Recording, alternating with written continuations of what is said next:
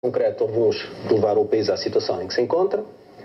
Os trabalhadores e a generalidade da população fizeram enormíssimos sacrifícios antes, hoje são chamados novamente a fazer sacrifícios, e o que nós verificamos é que há uma sociedade cada vez mais desigual, mais injusta e mais pobre. Nós continuamos a estar num nível superior da União Europeia no que respeita às desigualdades, entre os mais ricos e os mais pobres. Mas agora, trabalhador... Isso não é de hoje. Pois não é de hoje, mas os senhores estiveram lá. Estes estão lá agora e não fazem nada para alterar. Tudo o que fazem é para aprofundar. Este é que é o problema de fundo. Para além disso... Sabe perfeitamente que o problema fundamental da desigualdade tem a ver com a distribuição. Disso, claro, os sindicatos também têm um papel desde importante. Logo, a distribuição da riqueza, da riqueza no que respeita ao fator de trabalho. Claro, pois, isso é muito importante. Isso é muito importante. Mas já agora, em relação às empresas e ao funcionamento e à participação dos trabalhadores, o que eu lhe quero dizer, Soutora, é o seguinte: que eu conheça, não há nenhuma empresa que tenha encerrado por falta de disponibilidade dos trabalhadores para fazer tudo para a salvar. O que lhe posso dizer é que neste momento, e são exemplos múltiplos daqueles que nós podemos aqui referenciar, nós temos milhares de trabalhadores que estão neste momento a trabalhar, em alguns casos sem receberem salário, para defender as empresas e para salvar as empresas. Nós temos um caso concreto, que é da Bom Vida, que é uma empresa de trabalho ligado à área da cerâmica, ali na Batalha. As trabalhadoras estão há 120 dias, noite e dia, à porta da empresa para defender os postos de trabalho e para evitar que o material que está dentro da empresa pura e simplesmente saia. Sabe porquê? Porque houve um empresário daqueles que não devia de existir, que fez um lockout. E, curiosamente, fez um lockout, é proibido na Constituição da República Portuguesa, fechou a empresa, não pagou os salários. Portanto, e, sobretudo, neste caso concreto, não foi até agora importunado e continua impunemente a fazer isto. Isto para dizer o quê? Para dizer que os trabalhadores têm... Não, a esmagadora maioria dos trabalhadores cumpre com as suas obrigações. E já agora quero dizer o seguinte, é que a contratação coletiva e a própria lei estabelece direitos e deveres. E quando há algum dever dos trabalhadores que não é cumprido, são sancionados e são penalizados. E que, se for grave, podem ser sujeitos a um processo disciplinar com intenção de despedimento. Portanto, vamos lá clarificar isto, que é para depois não haver aqui dúvidas. A segunda questão que eu lhe queria transmitir era em relação à problemática dos sindicatos, dos trabalhadores e dos empresários no que respeita à efetivação dos direitos. Soutora Helena André, nós já somos velhos conhecidos em relação a estes debates.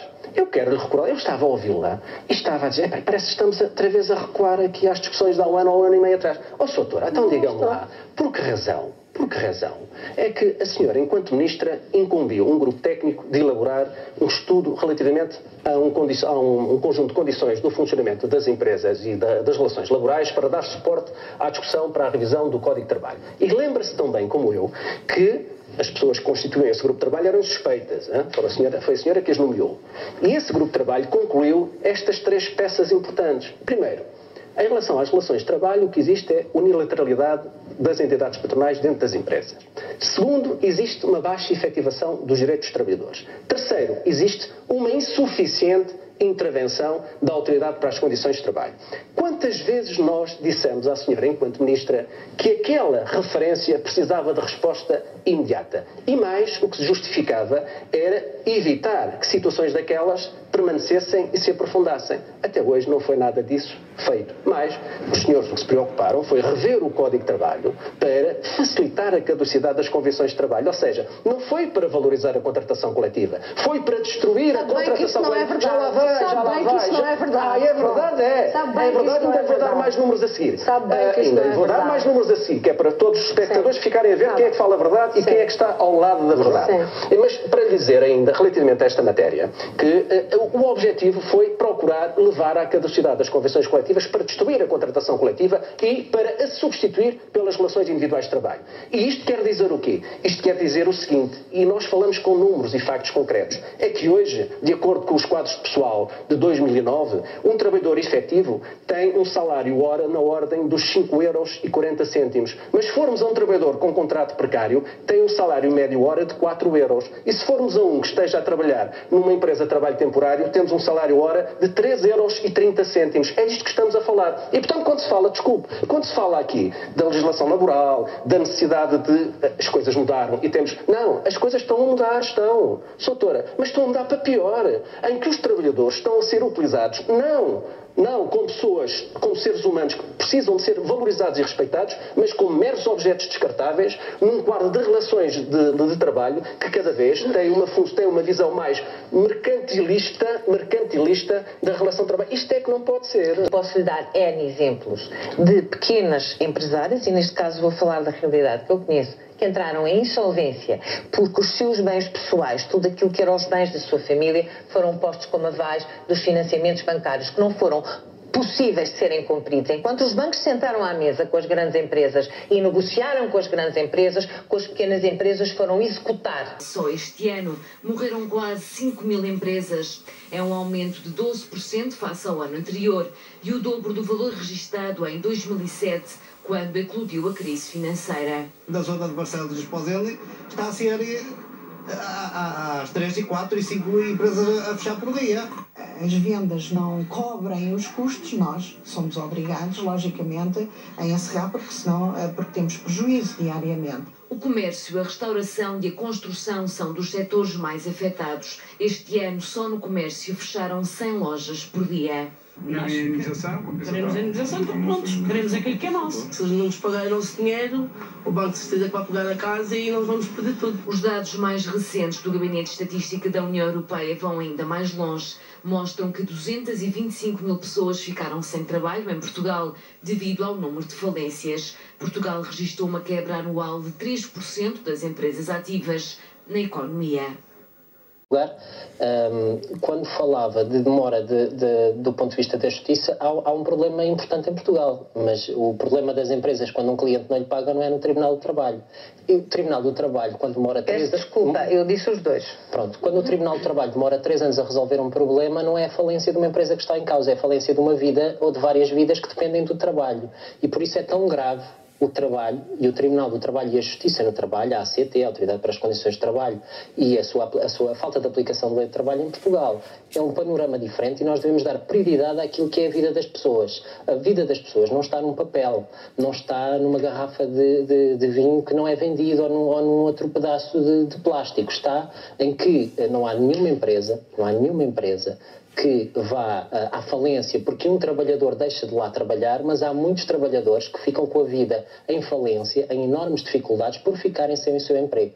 E aquilo que estamos a falar, quando se trata de facilitação de despedimentos, quando se trata de baixar o salário, quando se trata de aumentar a meia hora diária que vai reproduzir o desemprego e não mitigá-lo, é atacar a vida de centenas de milhares de pessoas que vão ter dificuldade em viver, não é outra coisa qualquer, é em viver, em sobreviver do seu trabalho.